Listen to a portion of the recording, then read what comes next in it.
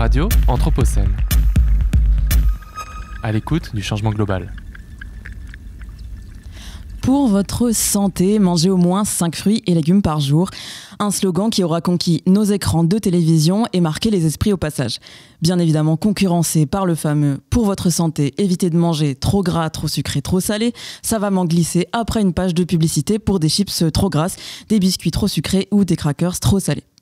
À force de répétition, il est vrai que ça rentre dans la tête et j'imagine que vous serez nombreux et nombreuses à reconnaître ces phrases. Dit comme ça, les messages de sensibilisation semblent simples et donc certainement faciles à appliquer. Il faut bien manger. Passant par de nombreux médias, à commencer par la télévision ou la radio, on suppose qu'ils atteignent une grande partie de la population. Mais finalement, qui les applique ? Dans quelle mesure et dans quelles conditions ? C'est justement ce que mettent au travail de nombreux et nombreuses chercheurs et chercheuses en sciences humaines et sociales qui travaillent sur la réception de ces messages officiels. Parce que oui, de la recommandation à sa mise en application, il pourrait n'y avoir qu'un pas, et pourtant, il ne suffit pas de marquer les esprits. Dans un contexte d'apparente abondance alimentaire, avec un choix de produits plus élevé que jamais dans les rayons, les sociétés occidentales voient se déployer une démultiplication des discours autour de l'alimentation.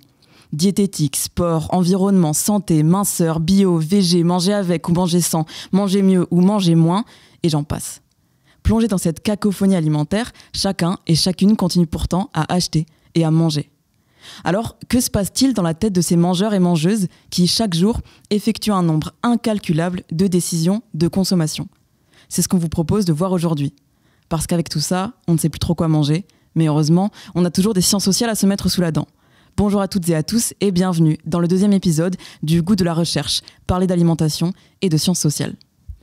Le Goût de la recherche est une émission produite par Marie Dantumont, présente à côté de moi, doctorante en sociologie au Centre Max Weber de l'Université Lyon 2 et à l'Institut Life, et Atta Baxi, moi, doctorante en psychologie sociale au sein du groupe de recherche en psychologie sociétale de l'Université Lyon 2, et Calix Engelbert, qui n'est pas avec nous aujourd'hui, mais qui est doctorante en sociologie à l'École des hautes études en sciences sociales à Paris, EHESS, et à l'Institut Life.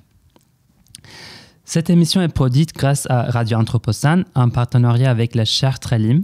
La chaire Trelim a pour objet d'étude les transitions alimentaires et c'est un partenariat entre l'Université Lyon 2 et l'Institut Life que vous avez sans doute connu sous le nom d'Institut Paul Bocuse.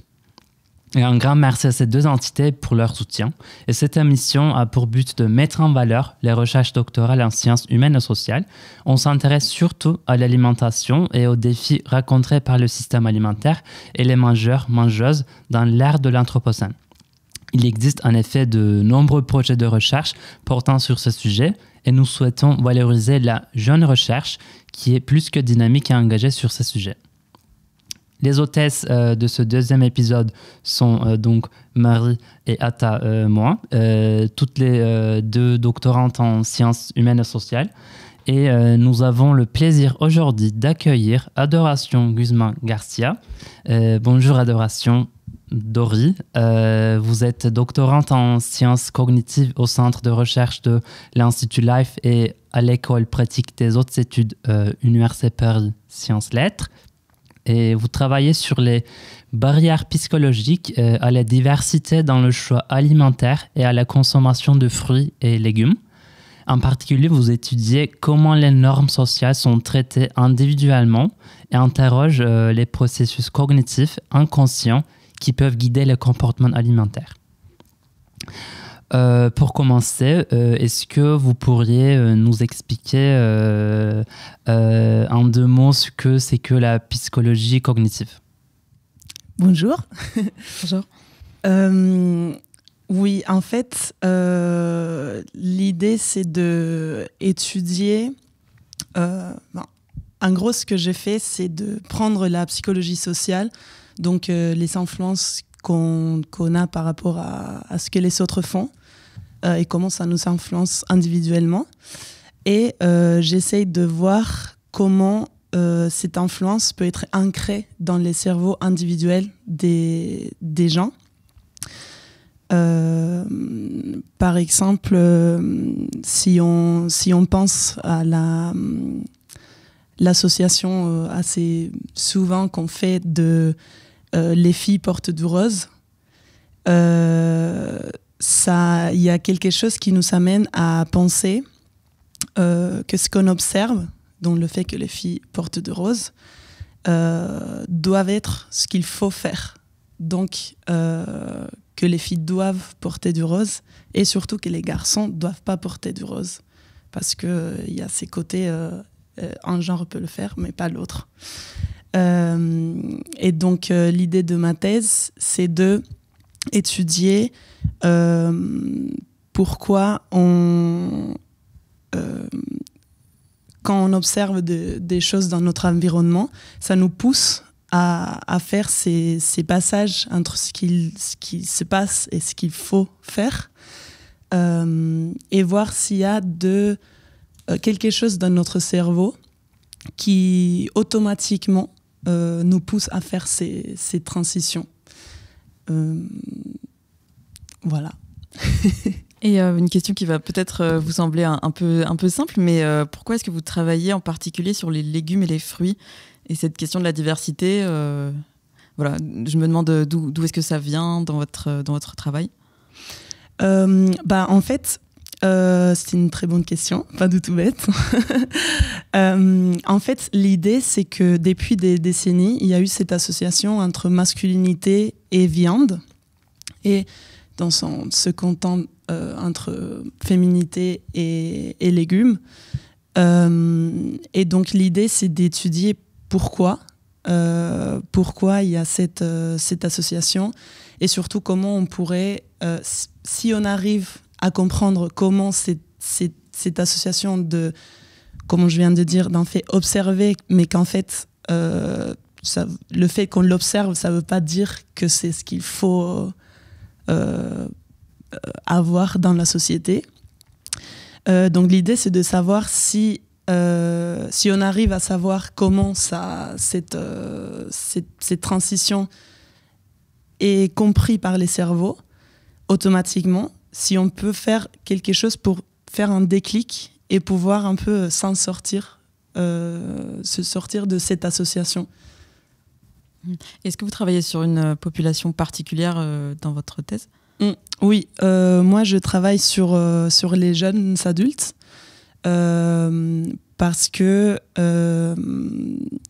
on essaye d'étudier un peu la première fois qu'on a vraiment accès à notre propre décision. Parce que en fait, quand on est enfant, c'est plutôt nos parents qui nous influencent. Et quand on est adolescent, c'est surtout notre père, nos amis à peu près. Et donc l'idée, c'est de savoir, d'étudier les comportements alimentaires la première fois qu'on le fait un peu individuellement. Bien sûr, il reste des influences sociales, c'est pour ça que j'étudie, enfin c'est ce que j'étudie dans ma thèse. Mais c'est un peu la première fois que les jeunes adultes puissent faire des propres décisions de consommation. Un autre point, peut-être pour préciser un peu, est-ce que vous travaillez sur les régimes alimentaires, par exemple végétariens, végans ? Alors, pas nécessairement. C'est vrai que dans ma thèse, les buts, c'est d'encourager les gens à manger plus des fruits et légumes, mais pas que. En fait, moi, ce que j'essaye vraiment de faire, c'est d'augmenter la variété alimentaire. Donc, s'il y a des nourritures qui sont traditionnelles à un repas, par exemple, il y a une étude qui a été faite à Stanford qui portait sur la psychologie et le petit déjeuner. Et en fait, ce qu'il étudiait, elle d'abord, parce que c'est des femmes, elle étudiait comment ce qu'on pense comme nourriture traditionnelle du petit-déj nous forçait à à manger ça et juste ça. Donc, concrètement, elle disait que si on justifie le fait, non, par exemple, de boire de jus d'orange pour le petit-déj, si on le justifie en tant que parlant des caractéristiques internes au jus d'orange, par exemple, oui, il faut boire de jus d'orange parce que l'acidité te réveille le matin. Et on a besoin de se réveiller très tôt le matin. C'est des vraies réponses qu'elles sont.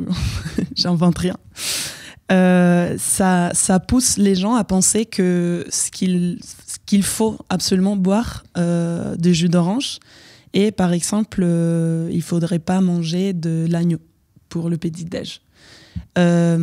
Sauf que, en fait, si on leur dit que dans d'autres cultures, ils mangent du riz, par exemple, le matin, et qu'ils vont très bien, ou que, en fait, si on a eu cette association, on a fait cette association entre les jus d'orange et le petit-déj, parce que dans les années 70, il y avait un surplus d'orange, et du coup, ça a poussé un marketing très très fort pour justement faire cette association.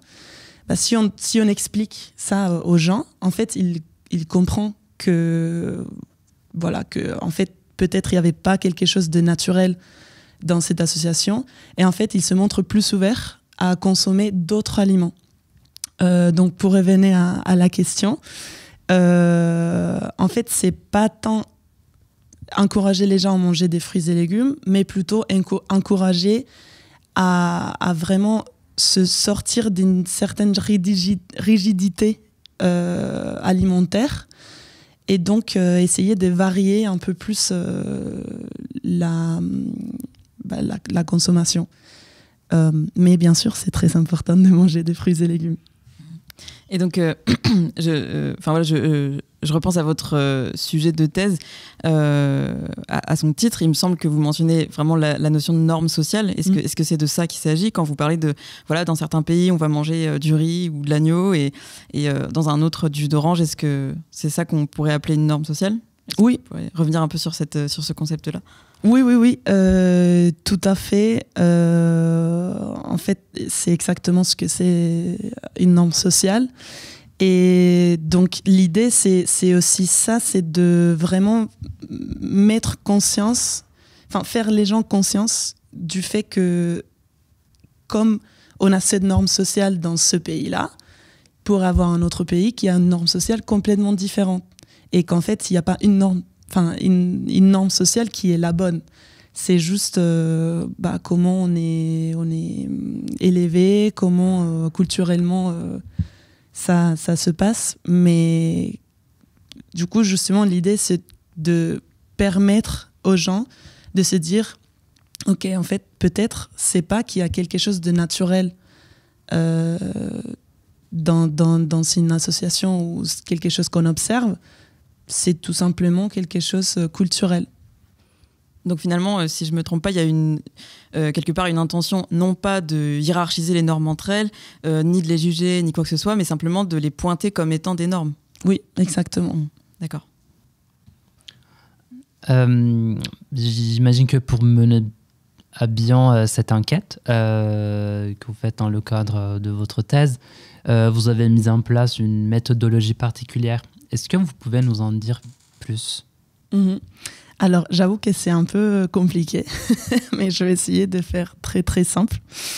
En gros, ce qu'on fait, c'est on demande les gens à quel point ils sont d'accord avec certaines associations.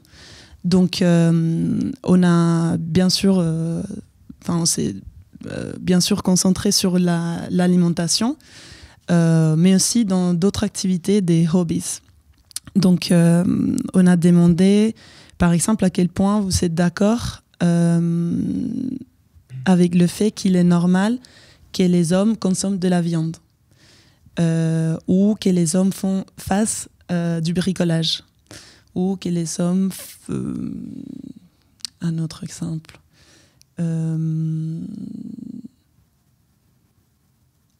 Ok, les femmes lisent des livres romantiques. Et oui, c'est drôle parce que c'est vraiment des stéréotypes très évidentes, mais en fait, c'est pas évident pour toute la population. Donc, mais en gros, on leur demande à quel point ils sont d'accord. Et donc, avec les stéréotypes, on va l'appeler typiques. Et aussi, on leur demande à quel point ils sont d'accord avec le stéréotype atypique. Donc, dans les exemples que je viens de dire, ça serait que les hommes, à quel point il est normal que les hommes lisent des livres romantiques, à quel point il est normal que les femmes fassent du bricolage, à quel point il est normal que les femmes mangent de la viande. Et ce qu'on a fait, c'est qu'on leur a demandé pourquoi. Et on a codé leurs réponses. On a décidé si leur réponse parlait sur quelque chose interne de l'aliment ou du genre. Donc, par exemple, oui, la viande, c'est virilité, c'est masculine. Ou les femmes, il est normal que les femmes lisent des livres romantiques parce qu'elles sont plutôt romantiques de base et ça leur plaît beaucoup, plus que les hommes. Donc, ce qu'on a fait, c'est d'analyser les deux réponses typiques et atypiques et voir si, en fait, le fait de justifier leur réponse par rapport à une caractéristique interne changeait à quel point il pensait que c'était normal pour un homme, enfin pour les hommes ou les femmes, de faire ces associations. En fait, vous travaillez aussi dans votre thèse sur cette notion de l'inconscient. Est-ce que vous pourriez nous aider à comprendre ce que c'est qu'un mécanisme inconscient précisément et notamment où est la limite entre mécanisme inconscient et mécanisme conscient? En fait, tout simplement, quelque chose de conscient, c'est quelque chose à laquelle on réfléchit. J'allais dire consciemment, mais c'est un peu redondant. Oui, c'est quelque chose à laquelle on réfléchit et on y pense vraiment. Et quelque chose d'inconscient, c'est quelque chose qui arrive automatiquement et dont on ne se rend pas vraiment compte. Donc, par exemple, si on parle du comportement alimentaire, quelque chose de conscient peut être, on regarde dans les rayons et on se dit, ça c'est plus cher que ça. Ou par exemple, moi j'aime beaucoup, je sais pas, la gras et du coup je vais regarder combien de gras il y a là. Ça, on fait une choix consciente. Mais par exemple, le fait que les choses très sucrées et dont on n'a pas forcément besoin, comme des bonbons et des trucs comme ça, le fait qu'ils soient placés au début du magasin, ça va nous faire inconsciemment le voir en premier quand on arrive au magasin. Du coup, ces types d'influence, et ça va nous pousser à l'acheter, surtout si on a faim. et c'est ce type d'influence qu'on peut pas vraiment se rendre compte, mais qui reste quand même assez important dans les domaines alimentaires. Et donc finalement, c'est intéressant parce que vous travaillez donc à partir d'associations d'idées, c'est ça, dans votre méthode. Et donc ça, c'est ce qui permet, si je comprends bien, de faire émerger les choses inconscientes. C'est ça. Oui. Qui du coup peut-être deviennent davantage conscientes dans la discussion avec vos enquêtés, avec les personnes avec qui vous discutez. Oui, nous en fait, on essaye, en psychologie cognitive, normalement, on essaye de cacher un peu, entre guillemets, le but de l'étude. Parce que, tout simplement, si les gens se connaissent le but de l'étude, il peut avoir une petite inquiétude sur le fait que ça soit les vraies réponses. Et parce que peut-être, même si on n'est pas là, parce que mes enquêtes sont en ligne, même si on n'est pas là, c'est documenté qu'il y a de problèmes de plaire aux chercheurs. Et donc, on essaye un peu de cacher. Après l'expérience, on dit tout à fait à quoi servait l'expérience, on n'en parle pas ici. Mais effectivement, un énième biais, finalement. Oui. Et donc là, finalement, est-ce que vous avez des choses qui commencent à ressortir de votre enquête ? Oui. Donc, du coup, pour revenir à la méthodologie, ce qu'on a fait, c'est comparer les jugements à quel point des stéréotypes typiques et atypiques étaient normaux pour eux. Et si le fait de justifier cette association, ces stéréotypes en termes internes ou externes, si ça avait une influence. Et on a trouvé que ça a tout à fait une influence. Et donc, il y a toujours les gens pensent qu'il est toujours plus normal pour les genres typiques de faire l'activité que pour les genres atypiques. Ça, c'est en général. Mais quand on regarde si le fait de justifier le stéréotype en termes internes, si ça a une influence, on trouve qu'en fait, les gens qui ont justifié cette association, ces stéréotypes en termes d'une caractéristique interne, donc je rappelle par exemple, oui, la viande est virile et donc masculine, ils pensent que c'est plus normal pour les hommes, du coup, si on reste dans l'exemple de la viande, que c'est plus normal pour les hommes de manger de la viande et que c'est pas normal pour les femmes de le manger. Donc il y a un peu une double influence. Ils endorse, c'est en anglais. Endosse ? Endorse. Je saurais pas traduire. Ils sont plus d'accord, on va dire comme ça. Ils sont plus d'accord au fait que c'est normal pour les hommes de manger de la viande et moins d'accord que les femmes mangent de la viande par rapport à quelqu'un qui a justifié l'association en termes externes. Donc, qui, par exemple, dit c'est question de goût, les genres n'ont rien à voir. C'est juste des préférences. D'accord. Et parce que en vous lisant initialement, j'avais pas j'avais pas saisi la dimension stéréotype de genre. J'avais pas intégré qu'elle était aussi centrale. Est-ce qu'elle l'est depuis le début ou est-ce qu'elle l'est devenue ? Est-ce que c'est parce que vous avez commencé à avoir des résultats qui tendaient particulièrement vers ça que vous êtes concentré vers ça ?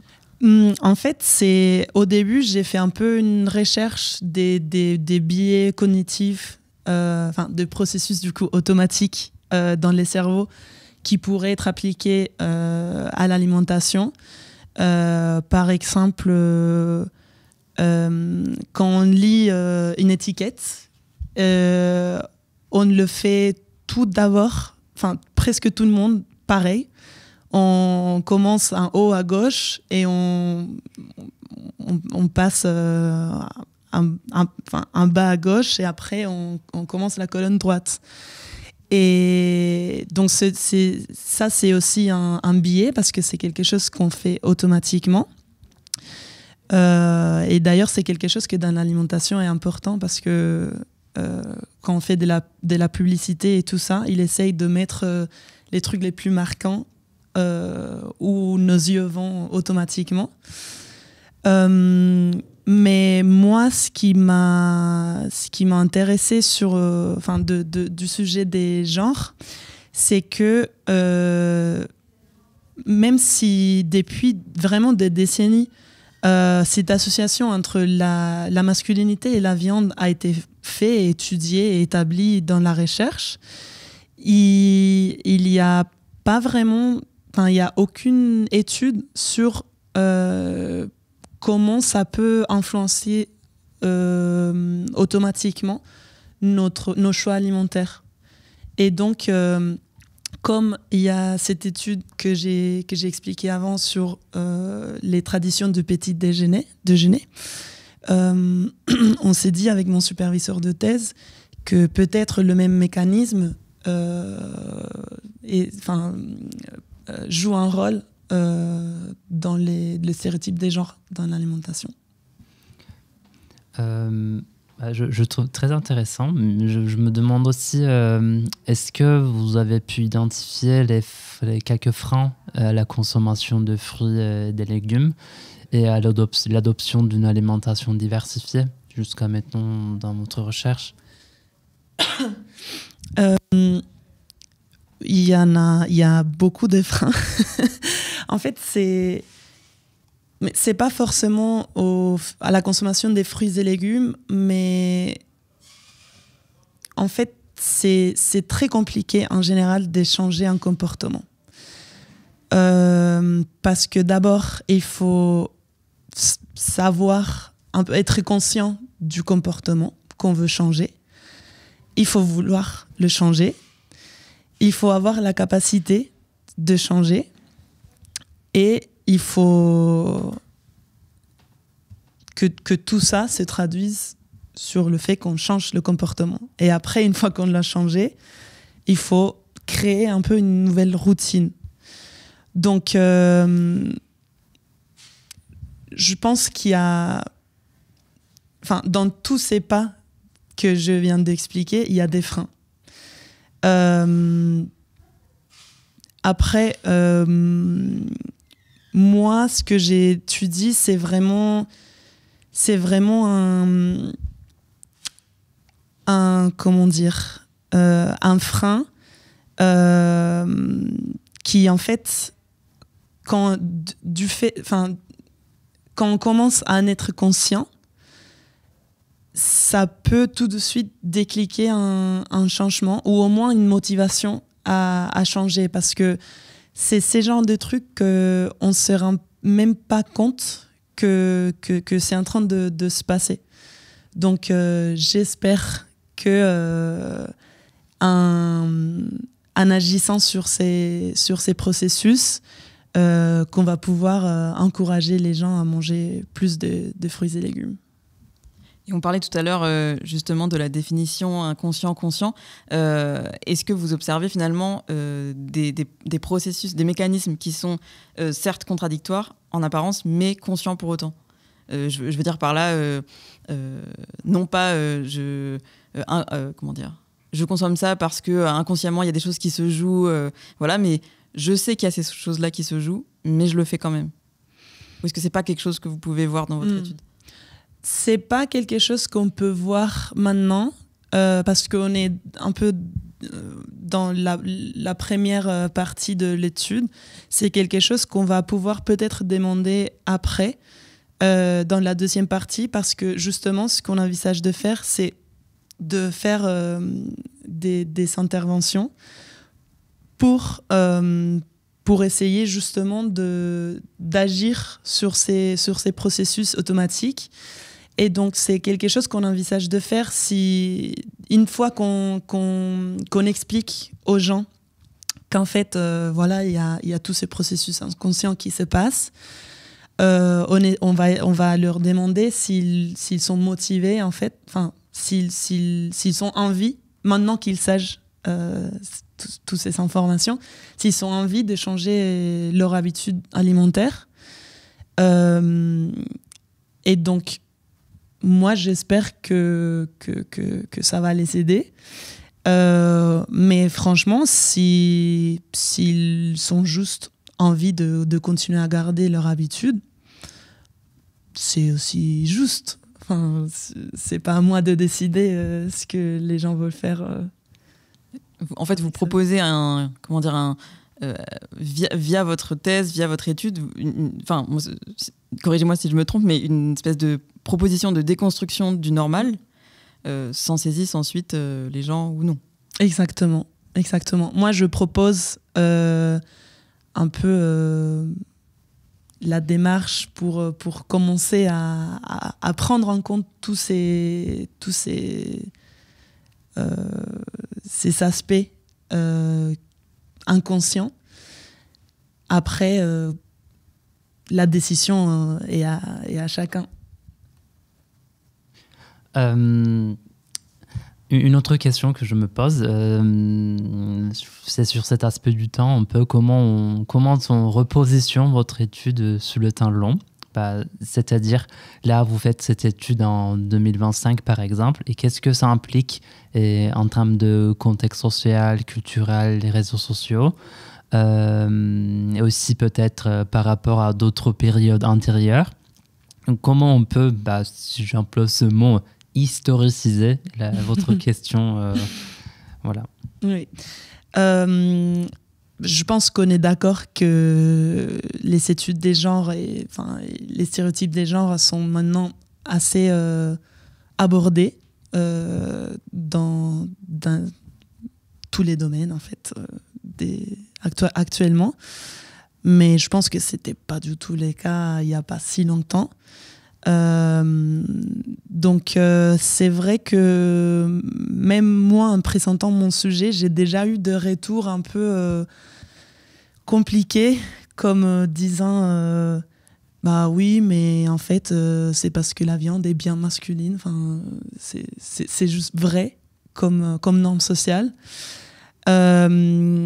Donc c'est vrai que même en 2025, il faut bien expliquer le sujet et cadrer, structurer le truc pour que ça soit bien compris. Et j'espère que l'avenir, on va rester sur le chemin où on est maintenant, où on pense que les genres est juste une autre partie de nous, mais pas forcément... ça ne définit pas plus que ça ce qu'on est. Vous vous frottez à une sacrée résistance de la norme, quoi.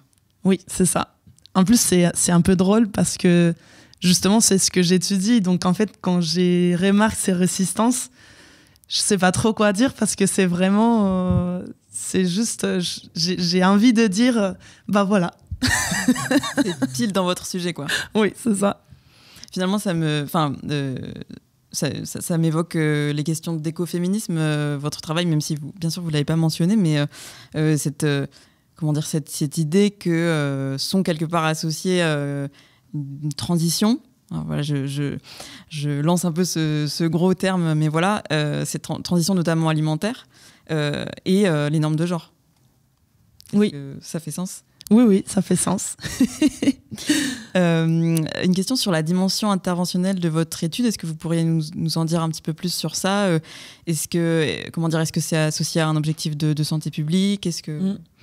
Oui, tout à fait. En fait, l'idée, c'est dans un premier temps, faire des études en ligne pour voir si, justement, quand on explique aux gens que voilà, qu'il n'y a rien de masculine naturellement dans la viande et même pour les légumes avec les femmes.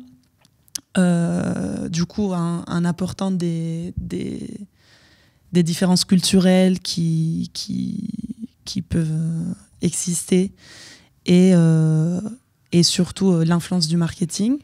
L'idée, c'est de voir si les gens, au moins, disent qu'ils sont motivés pour changer leur habitude. Donc ça, c'est dans un premier temps. Dans un deuxième temps, l'idée, c'est d'étudier les vraies décisions alimentaires des gens, notamment comme on se concentre sur les jeunes adultes, on va le faire avec les Crous. Donc, on va justement voir si on peut faire ce pas de la motivation à l'action. Et donc, voir si vraiment les gens qui se disent motivés pour changer leur comportement, s'ils choisissent plus de fruits et légumes ou plus de variétés alimentaires dans leur plat. Donc, je pense qu'on est d'accord que manger des fruits et légumes est tout à fait un sujet de santé publique. Et justement, on est en train de discuter avec l'ARS pour voir s'ils sont intéressés à faire un partenariat pour suivre nos résultats et peut-être, si les résultats sont positifs, d'implémenter à un plus large échelle.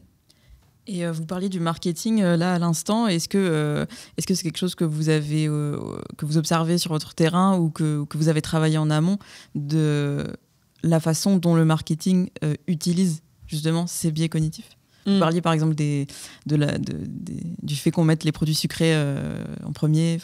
Oui. Alors je l'ai étudié bien sûr. Et je l'ai vu aussi parce que justement en train de chercher un peu ces liens entre la masculinité et la viande, j'ai trouvé des anciens magasins.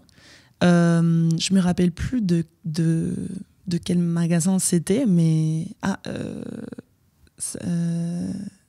Seigneur Saveur, quelque chose comme ça. Je me souviens plus, mais peu importe, qui essayait justement de mettre en avant que la viande était aussi pour les femmes. Donc, même si c'était pas du tout pour la même raison, en fait, il s'est rendu compte aussi que cette association existait et qu'elle était forte.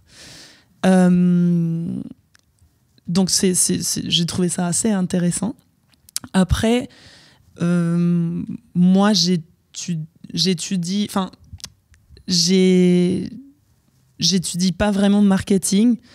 J'étudie plutôt les processus automatiques dont le marketing se base pour faire du marketing. Je sais pas si c'est clair. Si. Donc pour creuser un peu plus cet aspect mécanisme individuel et ses liens avec le contexte social, est-ce que vous arrivez à conjuguer un focus sur les processus cognitifs individuels et les situations sociales, par exemple inégalité, conditions de vie, différences culturelles qui dépassent un peu le genre? Donc est-ce que vous découvrez aussi d'autres facteurs qui peuvent influencer ces mécanismes individuels? C'est une question très intéressante. On envisage en fait de faire, pour étudier justement l'influence de la culture, on envisage de faire les mêmes études dans un autre pays, aux États-Unis, pour voir justement s'il y a des influences d'autres choses qui ne sont pas les genres. Mais sinon, on a aussi étudié des caractéristiques individuelles qui pourraient influencer aussi à quel point on fait ce passage automatiquement de ce qu'il est à ce qu'il faut faire.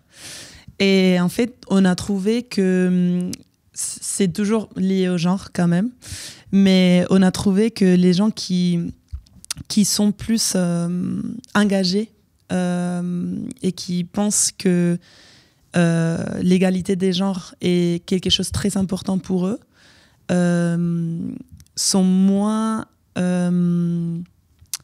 comment dire mon français fait pas le lien là. Je vais y arriver.